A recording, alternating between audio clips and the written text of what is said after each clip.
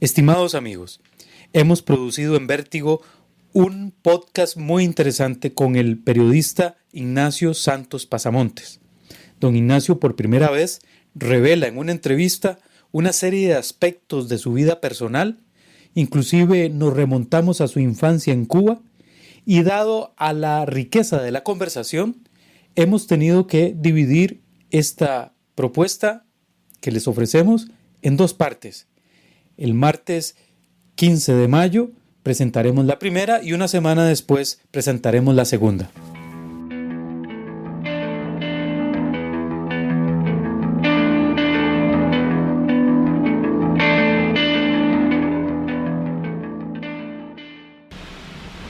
Saludos, hoy es miércoles 9 de mayo de 2018.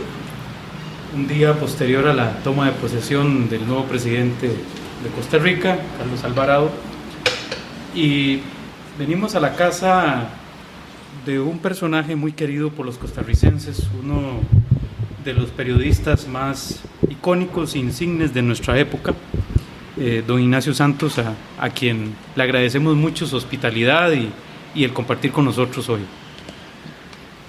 Es un placer recibirlos en mi casa. Un gran gusto. No es algo que haga frecuentemente, mi casa es para mí un lugar muy privado y también yo tengo una vida muy privada. No acostumbro dar entrevistas ni me gusta mucho hablar de mí mismo. Yo creo que en el caso de los periodistas lo que tiene que hablar por uno es su trabajo, si es que algo tiene que hablar. Entonces, es una experiencia para mí bastante inusual, así que también le comento eso, no sin decirle que es un gusto. Le agradecemos mucho, Ignacio, y en efecto puedo dar fe de que es tan privada su vida que, como se lo comentaba antes de iniciar la grabación, se dispone de muy pocos datos sobre su vida personal, se dispone de muy poco de su biografía y de referencias a su familia y a sus diferentes etapas. Es muy escaso, pero nosotros encontramos un gran interés en esta conversación porque a pesar de que usted es cuidadoso con su profesión, ya la figura de Ignacio Santos trasciende al periodista. Es una persona que ha estado en la vivencia nacional, metido en la vivencia nacional, describiendo la vivencia nacional de una u otra forma, reportando el acontecer cotidiano del costarricense, y eso le ha granjeado un gran cariño, y nosotros creemos que para los escuchas nuestros es importante conocer algunos detalles, porque sin duda usted es una de las figuras que influye mucho en la opinión pública. Si bien es cierto, usted no editorializa mucho, ni es muy conocida sus posiciones políticas, sabemos que cuando lo hacen tiene repercusión. Yo me acuerdo una frase suya en un editorial que usted hizo en algún momento, que bueno, todavía quedó dentro de la jerga, me parece, del costarricense, repetirla. Y vamos a ver, por aquí la tengo. Decía usted: nos asusta más una bombeta de turno, por ejemplo. En algún momento refirió usted eso por ahí. Sí. Creo recordar que eso fue cuando a mí me habrán querellado y demandado aproximadamente unas 50, 60 veces. Yo he tenido que encarar aproximadamente unos 50 o 60 juicios, algunos que han demorado un mes y medio, un mes en tribunales, por las denuncias que ha hecho el noticiero y porque además yo soy el abogado del noticiero. En primera instancia, ya cuando llegamos a tribunales, pues en algunas ocasiones ha sido un abogado, en otras otro. Pero sí recuerdo esa frase porque esa frase fue ante una denuncia que hicimos sobre el uso incorrecto del protocolo del entonces diputado Justo Orozco en la asamblea siendo diputado pues hacía actividades como abogado en las oficinas y tal. Eso se investigó, inclusive después creo que en sede judicial se confirmó. El punto es que el señor Orozco comenzó a mencionar que me iba a querellar, que iba a presentar una querella por difamación o calumnia, no sé cuál habría sido la figura que hubiera eventualmente utilizado para la querella. Entonces yo le dije dos cosas. La primera es que las querellas no se anuncian, las querellas se ponen. Eso es lo primero.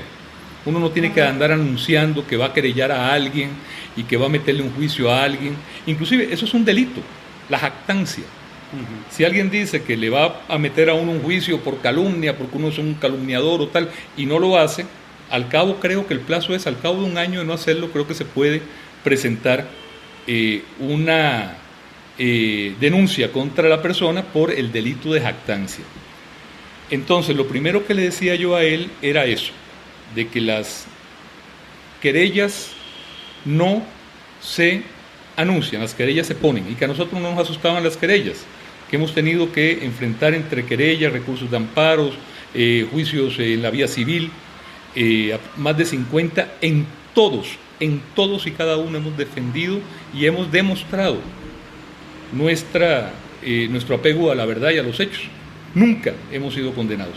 Y a la buena fe, porque supongo que no se han hecho publicaciones de manera tal de que se quiera perjudicar a alguien adrede. No, jamás. Por supuesto. Por supuesto que no. Pero lo segundo de ese editorial era esa frase que yo le dije a don Justo, que me asustaba más una bombeta de turno que un anuncio de querella. Entonces por eso recuerdo bien ese editorial. Lo recuerda usted, lo recuerda muchos costarricenses, porque como le digo, hay cosas que ya influyen y trascienden al periodista, y además ha logrado usted mantener durante muchos años el respeto de la audiencia, propios y extraños, amigos o no tan amigos, respetan su criterio, y eso me parece que... Pues me gustaría creer que es así. Sí, no, sin ninguna duda, me atrevo, por supuesto, a afirmarlo. Don Ignacio, yo quisiera retrotraerme un poco en el tiempo y que usted nos describiera un poco su infancia.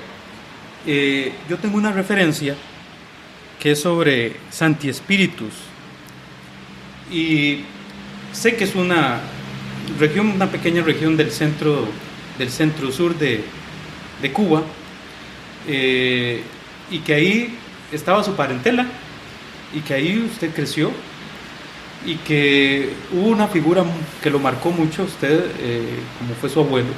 Yo quisiera que nos pudiera describir un poco los principales recuerdos suyos de esa infancia, allá en esta zona de Santi Espíritus. Santi Espíritus es un pueblo pequeño en el centro de la isla, una de las primeras villas fundadas en la isla. 1514. De hecho, por eso le mencionaba eso, porque efectivamente el pueblo cumplió 500 años de fundación hace 4 años, medio milenio. Inclusive La Habana cumple, creo que es el año entrante, sus 500 años. La Habana fue fundada después. Santi Espíritus es y era un pueblo muy pintoresco, todavía con un gran legado colonial en su arquitectura, pequeño, y ahí nací yo en el año 62. Mi padre es un abogado, se dedicaba a la abogacía, pero también a la actividad política en forma muy intensa y muy comprometida, y mi madre una maestra de escuela y doctor en pedagogía de la Universidad de La Habana, que posteriormente, para ganarse la vida, debe dedicarse a dar clases de piano, porque pues aprendió el piano, a tocarlo muy bien, según todos los que me dicen y todo lo que me ha contado ella, desde los 6 años de edad. Entonces yo nazco ahí en Santi Espíritus, ahí nací. Prácticamente a los 2 años mi padre había tenido una participación muy intensa con el Partido Ortodoxo, que era casualmente el partido de Fidel. De hecho fue compañero de Fidel en la Facultad de Derecho de la Universidad de La Habana, y papá pues participa en todo el proceso revolucionario, pero como muchos otros cubanos discrepa con el rumbo que va tomando la el proceso, la que va tomando la revolución, y como tantos otros cubanos, pues comienza a expresar su desagrado y también pues eventualmente ya a participar en procesos democráticos y cívicos, pero procesos contra el rumbo que iba tomando la revolución. Eso hace que, bueno, sea detenido y es encarcelado. Estuvo encarcelado 5 años, del año 63 al 68. Yo, de hecho, conozco a mi padre en la cárcel política cubana. Los primeros recuerdos que yo tengo de mi padre es detrás de alambradas, es en las cárceles, es en las visitas que se permitían en algunos tiempos cada 15 días, en otros cada mes. Ahí conozco a mi padre. Y bueno, papá había leído sobre José Figueres y lo admiraba mucho. Por otro lado, mi padre siempre ha sido un hombre de un pensamiento de izquierda. Entonces, cuando decide irse de Cuba, cosa que hace y que yo entiendo ahora que soy padre, que él lo hace por sus hijos, por mi hermana y por mí, creyendo que no era el mejor lugar para que viviéramos y nos desarrolláramos como seres humanos la Cuba de los 60 y lo que él preveía que iba a continuar, él decide irse de Cuba. Yo creo que la principal razón fueron sus hijos. Digamos que no le hacía ninguna gracia que su hijo terminara matando vietnamitas en un arrozal vietnamita o que lo mataran a él. Si se iba a los Estados Unidos, donde tenía la posibilidad, por ser preso político, de ser recibido, y inmediatamente en aquellos tiempos se daba la ciudadanía. El aprecio, la admiración a don Pepe lo lleva a que decide venir para Costa Rica. Varios cubanos que vivían aquí nos ayudan, y finalmente pues llegamos en julio del año 70, pasamos 4 días por México y posteriormente llegamos acá. Yo tenía 8 años en el año 70 cuando llego a Costa Rica, y casualmente, un dato curioso, por ahí tengo el acta de nacimiento, un acta de nacimiento falsa, que le redacta, que le inventa, que le fabrica un amigo de él, compañero de la facultad también, que vivía en México. Es un acta de nacimiento de un hijo de él, como si él tuviera un hijo en el exterior, que se llamaba Modesto Santos Pasamontes. Modesto solo vivió en ese papel, y Modesto solo existió en los trámites para que le dieran la visa a mi padre y por lo tanto a nosotros para poder salir de Cuba. Entonces, así salimos en el año 70.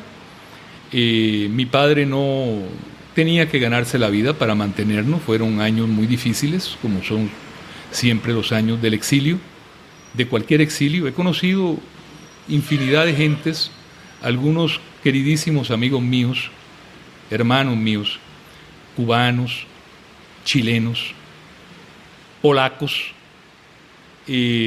salvadoreños, que han tenido que también dejar su país, nicaragüenses, para hacer una vida en un país extraño. Entonces, pues bueno, así comenzamos. Para mí fue un tremendo impacto dejar atrás lo que era mi mundo, lo que era mi vida, lo que era mi país, lo que era mi familia, lo que eran mis amigos, y sobre todo creo que lo que más me afectó fue dejar a mi abuelo, que fue el hombre con el que vivo muchos años mientras mi padre estaba en la cárcel, y pues ahí comencé a ir adquiriendo, ir desarrollando, ir madurando un profundo amor por la que es mi segunda patria, que se convierte ya, pues, creo yo, con carácter de patria, no cuando me nacionalizo costarricense, ni mucho menos. Se convierte en mi patria cuando mis 2 hijos nacen aquí. Justamente en el 70, electo don Pepe. Exacto, presidente. Nosotros, sí. Pero no era parte del cálculo a la hora para nada. fue casualidad. Para nada. Mi padre Pero supongo que había tomado la decisión probablemente en el año 68 o 69 porque no era fácil lograr el permiso. Y pues sí, don Pepe se lanza para su tercera administración en el año 69 y obviamente toma el poder un día como ayer, pero hace 48 años. Y físicamente, usted siendo un niño, ¿cuál es el cambio que más lo impresiona de venir de una isla? Supongo que usted no conocía el exterior, no había hecho ningún viaje al exterior. No. Que este era su primer viaje. Yo no conocía, yo solo había ido, los únicos viajes que yo había hecho en Cuba, obviamente habían sido con mi madre, a los diferentes lugares donde estuvo preso mi padre. A la provincia de Oriente, cuando estuvo preso allá, a la provincia o cerca de Santa Clara, cuando estaba en otra cárcel, Manacas se llamaba. Yo no había pasado de Santa Clara, que era la gran ciudad que había y que está todavía a unos 50 kilómetros de Santi Espíritu, 60. Nunca había pasado. De repente, una noche, ya pues nos vamos para La Habana. Todavía me acuerdo, impresionante, quedo todavía impresionado de lo que fue ver la bahía de Matanzas y posteriormente llegar a esa maravillosa, mágica, formidable, espectacular ciudad que es La Habana. La Habana a mí me seduce siendo un niño. Y por eso, desde entonces, la estudio, la leo, la vivo, la escucho con la música, en los testimonios de quienes la conocían, hasta que finalmente la vuelvo a ver con ojos ya, pues, de hombre, que fue en año 93, 94, desde entonces habré ido a La Habana 30 veces. ¿Nunca ha tenido problema para volver? No, para nada. Inclusive, le cuento, yo fui el primer cubano que fue a Cuba sin visa. Yo estaba en el año 94 en Canal 4, un lunes, cuando llega un cable de Prensa Latina donde dice que a partir de ese día, era en el tiempo de la crisis de los balseros, lamentablemente no preciso bien el año 93-94, y al otro día me fui para Cuba.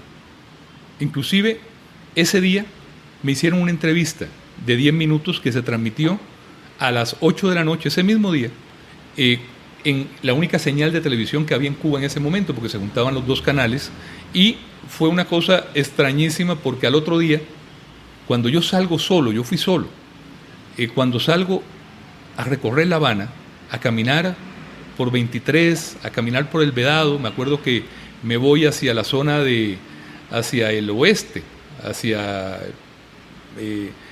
el Paseo de los Presidentes, y la gente me saludaba y fue una experiencia. Cuando llegué a mi pueblo 3 días después, fue también una experiencia rarísima, porque todo el mundo había visto la entrevista que me hacen casualmente en el Hotel Nacional, porque cuando llego del aeropuerto me está esperando un equipo de la televisión cubana para hacerme esa entrevista, por ser el primer cubano que va sin visa. La medida estuvo vigente durante unos 2 o 3 meses y ya después la quitaron.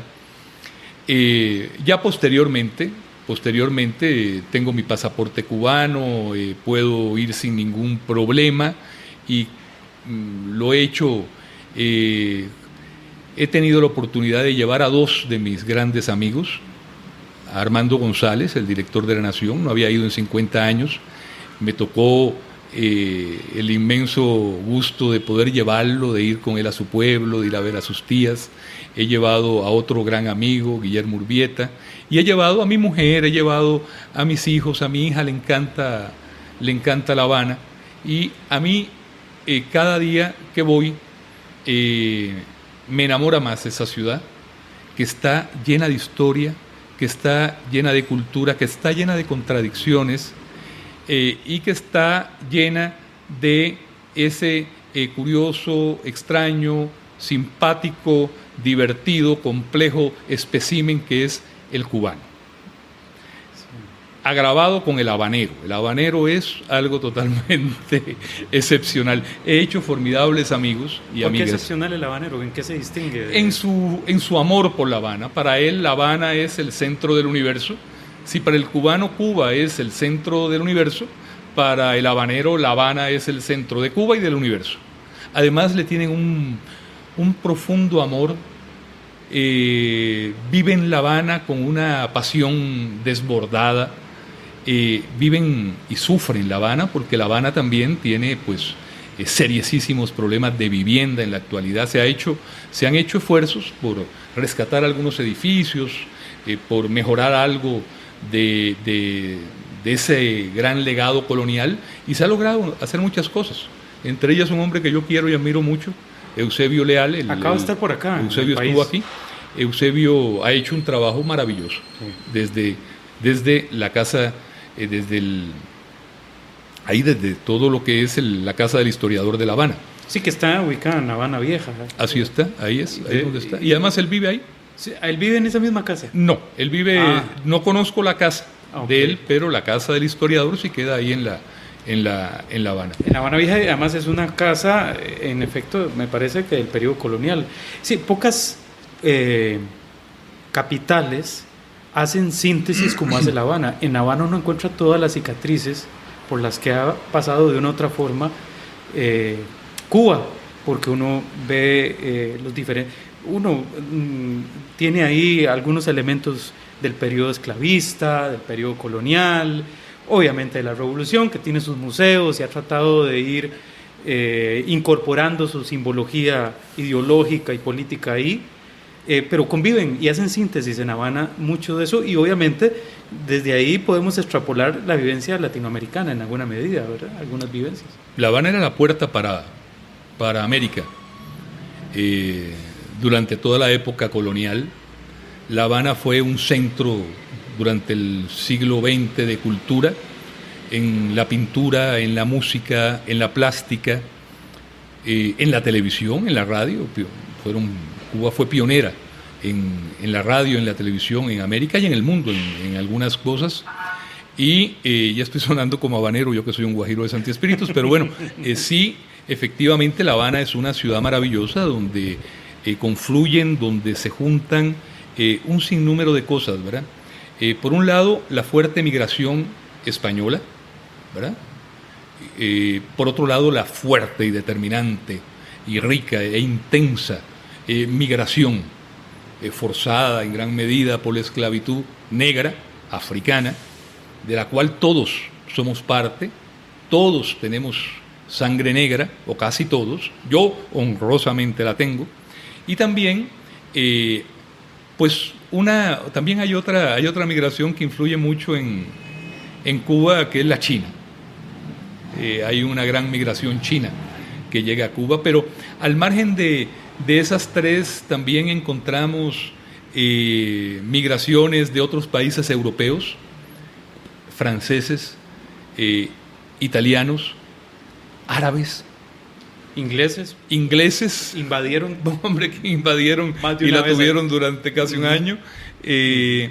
Bueno, a Santi Espíritus hubo una inversión de corsarios ingleses. Oh, sí, y a Trinidad. Y franceses también. Y a Trinidad. Inclusive, en Santi Espíritus hay una cosa muy curiosa. Una vez leyendo una biografía de Churchill, me doy cuenta que él, pues que andaba pues metido allá en todos los movimientos en Sudáfrica y tal, en su juventud, en el año 90 y... ¿qué podía ser? 95, 96, como periodista se va a Cuba y se encuentra con, no sé si era el general, no sé si era Weimar, o era uno de los principales generales españoles, se encuentra con él en Santi Espíritus.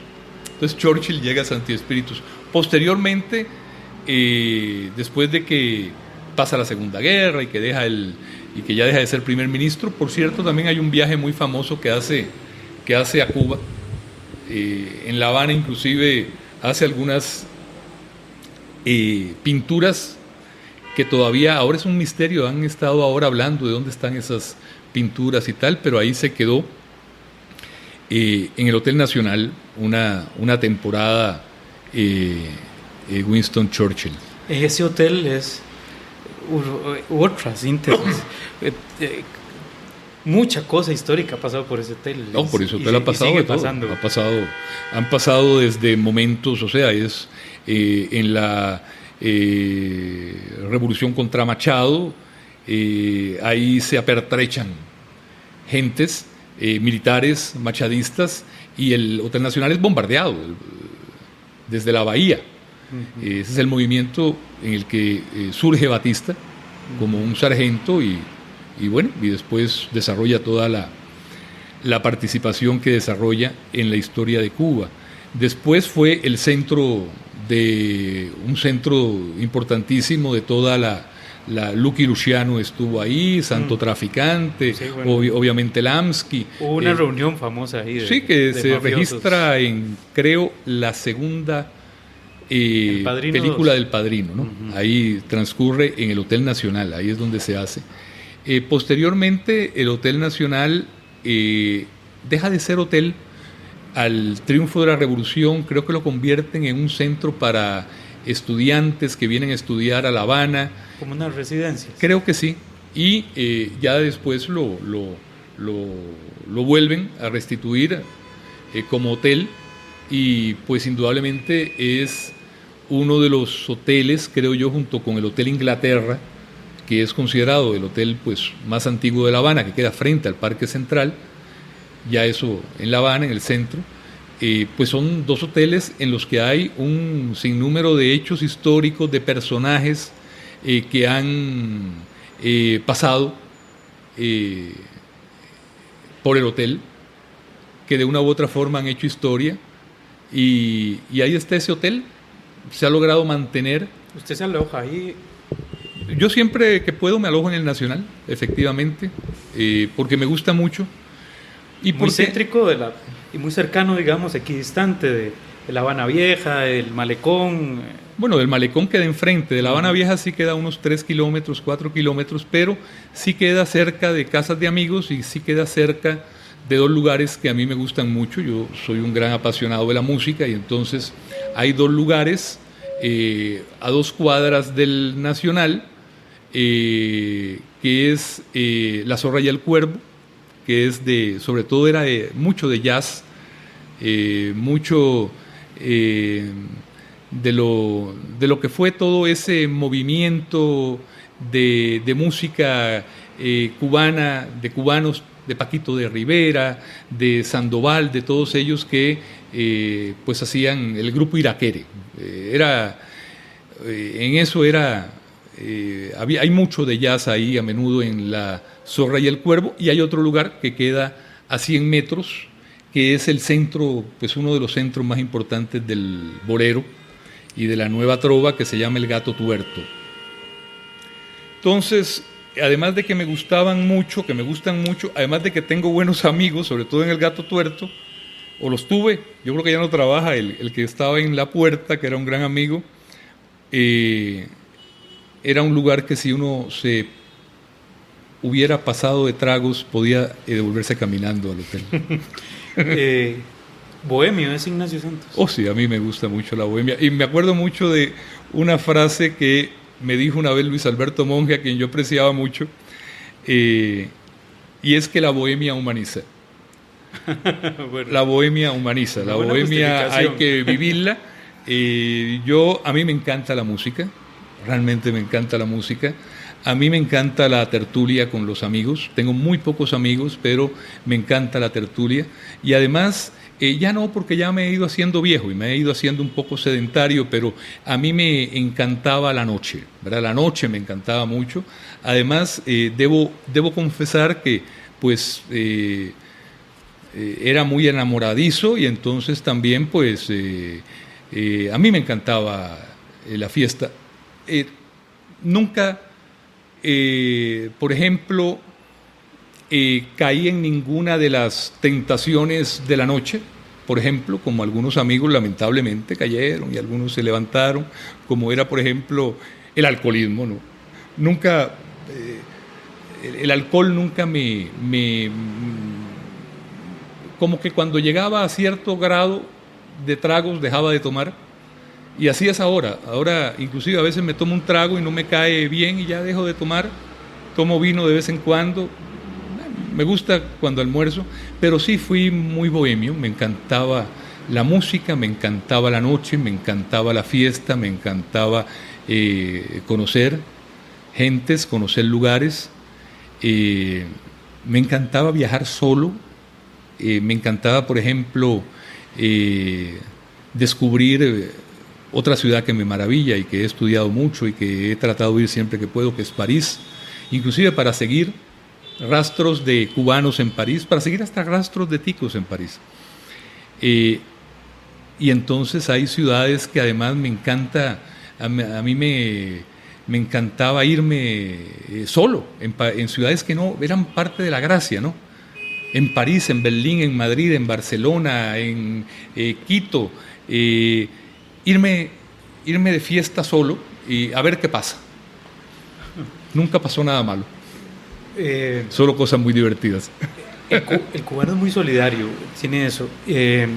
Recuerdo que yo fui a un congreso internacional universitario a La Habana y estábamos haciendo fila para entrar a uno de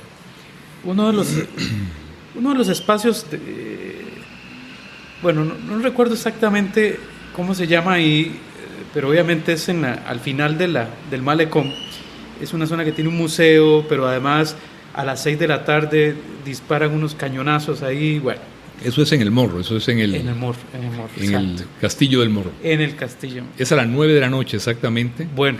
Se tiene la costumbre de ajustar los relojes cuando dan los cañonazos. Hacen una cosa ahí muy bonita y fuimos con unos profesores de la Universidad de Costa Rica y estábamos haciendo fila para el ingreso y una de las profesoras, después de 10 minutos de esperar, pues hizo el reclamo a uno de los muchachos que estaba ahí de que veníamos de otro país y apeló un poco al argumento de la falta de solidaridad, de no darnos prioridad o qué sé yo, agilizar la fila. Y le dijo muchas cosas feas la profesora, pero lo que más ofendió al muchacho habanero cubano fue que le señalara o que dejara en duda la falta de solidaridad del cubano. Y eso lo ofendió terriblemente y nos hizo un discurso de cómo Cuba ha sido solidario con el mundo, cómo ha inclusive entregado vidas, claro, por supuesto, eso ya dentro del régimen cubano,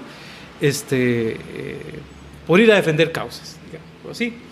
Entonces, pero yo quería, antes de pasar al tema propiamente de Costa Rica, finalizar con algo, y es ¿qué es la magia que tiene Cuba? Porque uno pone un pie ahí y uno quiere volver y seguir, inclusive quedarse viviendo ahí. O sea, es una sensación que he tenido yo y la confieso.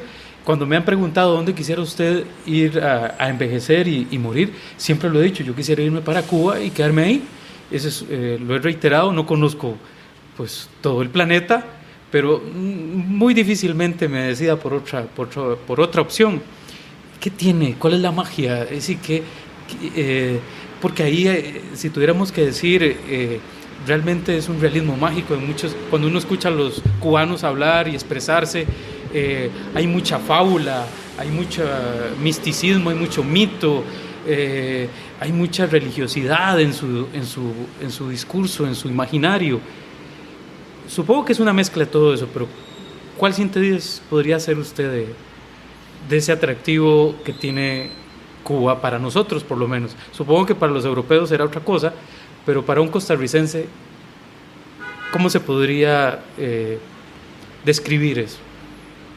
Bueno, obviamente será parcial mi versión, porque yo soy cubano. Bueno, Colón lo dijo, la tierra más bella que ojos humanos hayan visto. Eso fue lo primero que dijo al pisar tierra de la isla. En primer lugar, bueno, yo soy insular, vengo de una isla, vengo del mar, ¿verdad? Es un lugar rodeado por el mar, no hay fronteras, lo que hay es el mar. Eso da ya una primera cosa muy importante. Pero y eso hace también que se haya desarrollado una personalidad o un ser nacional particular, ¿no? Pero también el hecho del aislamiento, existe la paradoja de que Cuba estaba en el centro de América, entonces era a donde venían los barcos europeos, que después iban la gente para Perú o para México, y así fue durante siglos, y entonces se fueron quedando allí.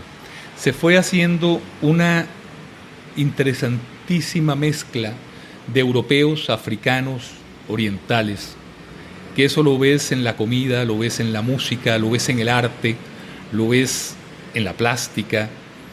El cubano es, aunque yo creo que los años de revolución han cambiado cosas, no creo que para bien, creo que para mal, pero una persona así, profundamente solidaria, por ejemplo, con un concepto de la amistad absoluta y total. Mis mejores amigos son cubanos, cubanos costarricenses, cubanos estadounidenses, y lo han sido durante 30, 40 años. Es,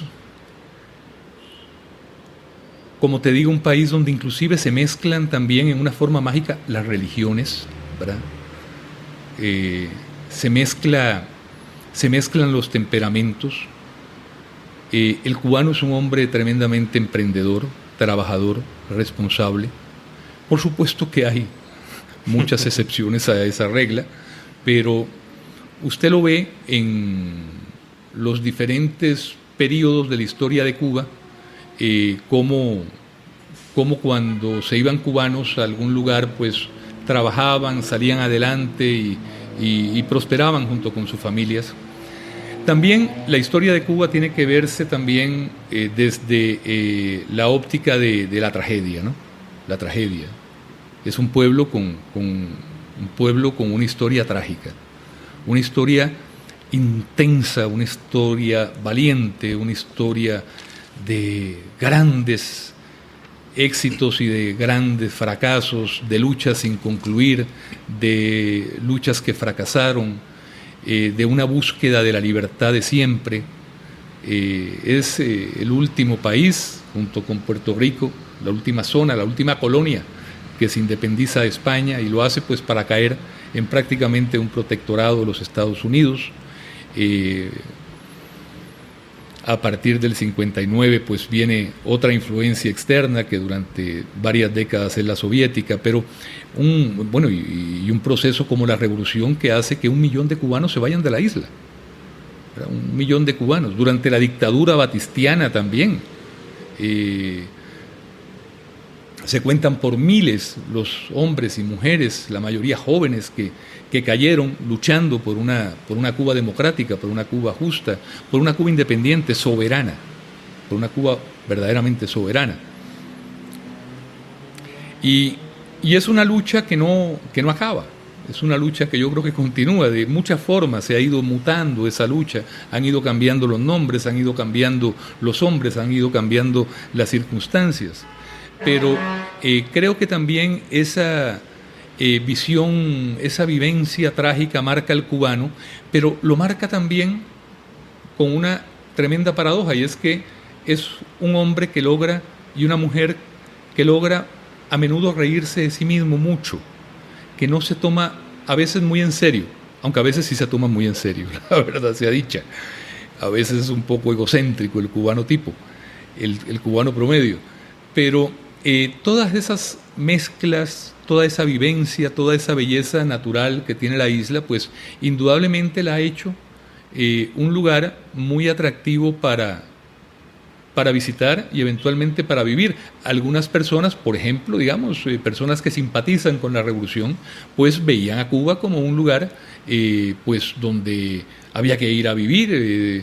Por ejemplo, todos los latinoamericanos que comienzan luchas absolutamente válidas contra dictaduras en Sudamérica, en Centroamérica, en los años 30, 40, 50, 60, 70, encuentran en Cuba un lugar para tener tranquilidad, para tener paz, para tener tiempo y también pues espacio para planear cómo volver a sus países y continuar sus luchas. Me acuerdo con un gran amigo mío, inclusive le pasa, y allá nace un hijo que es Manuel Mora Salas, el hijo de don Manuel Mora Valverde, un gran amigo como hermano. Manuel en un momento dado se tiene que ir allá, cuando estaba en lo más fuerte la lucha contra la dictadura de Somoza en los 70. Y bueno, allá nace uno de sus hijos y con Costa Rica ha habido mucha relación, y también Costa Rica ha sido, después de la Guerra de los 10 años, a partir del año 78 del siglo XIX, se vienen muchas familias cubanas para acá, y sobre todo en el gobierno de don José Joaquín Rodríguez, en la última década del siglo XIX. 1889. El gobierno de don José Joaquín fue del 90 al 94, después que se quede su yerno, don Rafael, durante 8 años, hasta el 2000, hasta el 902. Pero estando en el poder don José Joaquín, se le permite a los grandes héroes, a los grandes guerreros míticos de la lucha por la independencia de Cuba venir a Costa Rica. Y aquí vivieron, aquí trabajaron, sobre todo allá en Mansión de Nicoya, pero también en San José. Masones, supongo. Algunos masones, otros no. Pero sí hombres como Antonio Maceo, como el general Antonio Maceo, o como el general Flor Crombet, que inclusive el general Crombet tuvo descendencia, se casa con Nicoyana, su hijo nace acá.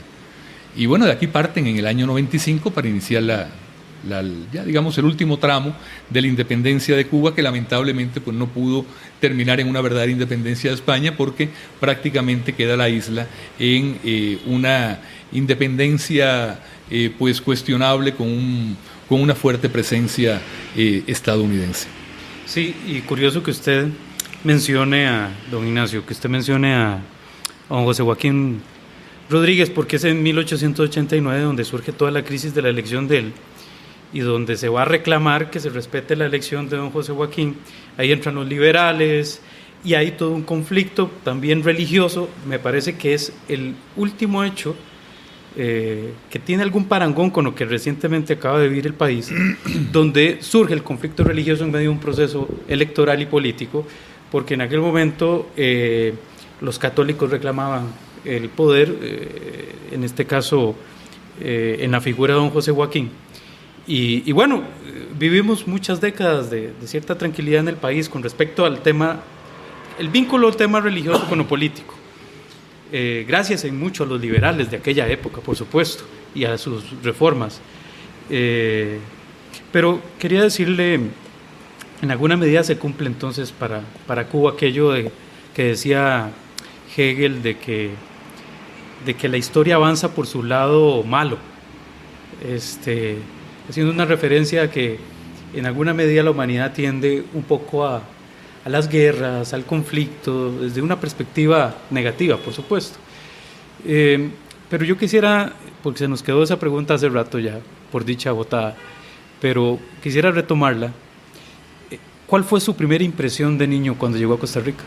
El verde. A mí me sorprendió ver tantas tonalidades de verde. Siempre me llamará la atención eso.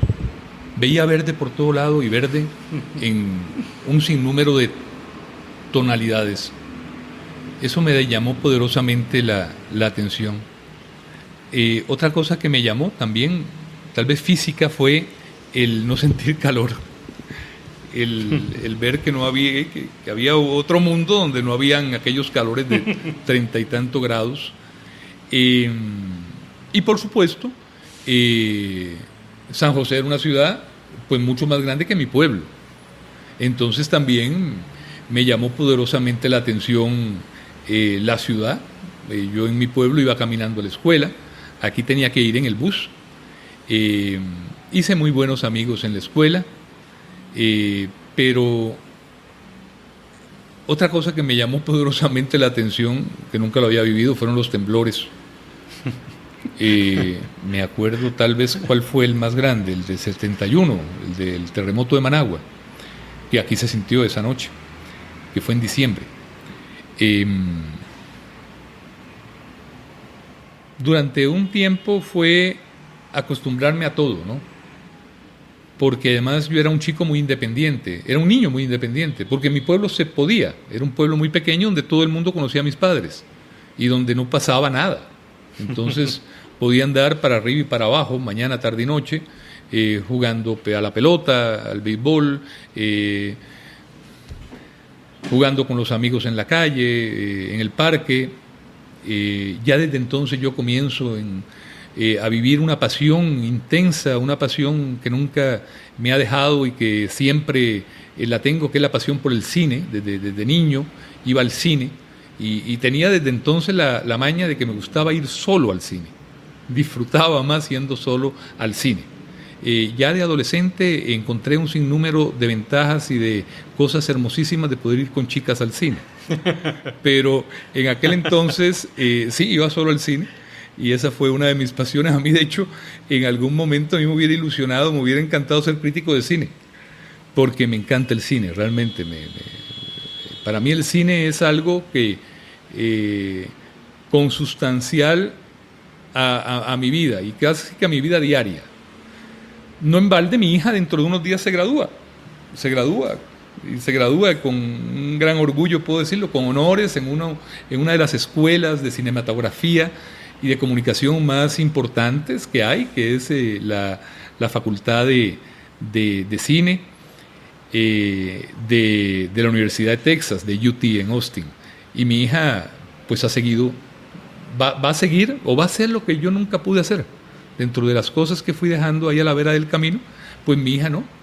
Ya casualmente pasado mañana graba su primer cortometraje de ficción, que el guión lo hizo ella, que ella es quien va a ser la directora, y ha hecho ya varios trabajos realmente muy, muy interesantes, que me han llamado mucho la atención, inclusive uno en particular que realmente es algo que me hizo llorar profundamente, que fue un cortometraje vivencial que hace sobre su relación conmigo. Logra encontrar videos de su infancia en que lo que yo hago con ella y con mi hijo, pero sobre todo con ella, es grabarla en determinadas situaciones y entrevistarla. Yo lo que estoy es entrevistándola. Le hago entrevistas a mi hija cuando tenía 6, 5, 7, 8 años. Luisa recoge eso y hace un trabajo que presentó para uno de sus cursos, que yo cuando lo vi me impresionó profundamente, y además de eso me sometió a algo que para mí fue una de las experiencias más intensas, extrañas, complejas que he tenido en mi vida, que la tuve en esta silla, en esta mesa, exactamente, porque para hacer ese trabajo ella tuvo que entrevistarme. Entonces de repente me entrevistó mi hija sobre temas que me conmovieron profundamente. Entonces sí, también, no sé por qué me despisté, defecto de la tribu, pero también de chico me encantaba el cine. Lo seguí aquí, me acuerdo que iba al Central, iba al Rex, iba... ¿Qué película le impresionó de esa época? De esa época. Por ejemplo, me encantaban las españolas. Estoy hablando de chico de 8 años, ¿verdad? De 6 años, me acuerdo, porque eran las que daban en Cuba. La Violetera, me acuerdo que había una serie sobre un espadachín japonés, y entonces las iba a ver en forma religiosa, y ya posteriormente, aquí es donde descubro el cine estadounidense. Y después pues ya se van desarrollando mis gustos, obviamente mucho cine estadounidense, pero también mucho cine europeo, mucho cine francés, me encanta el cine francés. Pero mi hija, no sé, Probablemente creo que alguna influencia puedo haber tenido yo, pero sí siguió ese camino del cine, y lo que le apasiona es los guiones y editar. Un gran amigo mío le enseñó a editar aquí en Costa Rica hace 4 o 5 años, Hamlet Pérez, y también le encanta editar. Bueno, pero recoge mucho de la experiencia de profesional suya, porque pues no, porque yo la parte no de he hecho escritura y crear, sí, el periodista crea permanentemente. Sí, yo he defendido ese costado artístico del periodista siempre. Lo vemos con García Márquez, por ejemplo, que es como el símbolo del reportero que crea ficción y que además hace unos relatos bellísimos. Y por otro lado, la parte ya creativa visual, digamos, propiamente, que también la tiene usted de una u otra forma, porque todos los días usted tiene una puesta en escena en el canal de una u otra forma, y eso requiere creatividad. Ahí están los elementos, me parece a mí, ¿no? Lo que hace ella tal vez es enfocarlos en una línea no propiamente noticiosa, pongámoslo así, pero sí un lado creativo que está ahí. ¿Y qué es esa primera película que usted encuentra en Costa Rica o en su vida que le marca, digamos, que es una película que es un referente, que es un marco a la cual usted de una u otra forma se remite? Antes usted citó lo del El Padrino, y supongo que que debe ser una serie de películas que a usted le agradan, pero de pronto, ¿cuál es esa película que tal vez no todo el mundo refiere como una película icónica y buena, pero que para usted sí tiene un gran valor? No voy a ser original, no voy a ser para nada original. Yo he visto tal vez 15 o 20 veces Casablanca. He leído todos los libros que se han escrito sobre Casablanca, y he sido un enamorado de la película, definitivamente. Entonces, otra película que a mí me conmovió mucho, me gustó mucho, fue Doctor Zhivago, con Sharif. Omar Sharif. Exacto. Estuve enamorado siempre de Sofía Loren, entonces todo lo que era de Sofía Loren y de Catherine Deneuve, todo me encantaba. Todas las películas las he visto religiosamente, de la María Félix también. María Félix me enamoré de ella. Y con respecto al cine, Kurosawa siempre me gustó mucho. Me gusta mucho. Todo el cine estadounidense de los 50 me apasiona mucho, me gusta mucho. Periodo clásico. Y obviamente, pues, Truffaut, con quien por cierto trabajó un cubano, un gran, que ganó el Oscar como camarógrafo en cámara, que era Néstor Almendros, trabajó mucho con Truffaut. El cine español me gusta mucho también. Y hay una mezcla de recuerdos, de películas, de momentos de películas que he querido recrear. El otro día estaba volviendo a ver Tener y no tener, que es la primera película que hacen juntos Lauren Bacall y Humphrey Bogart.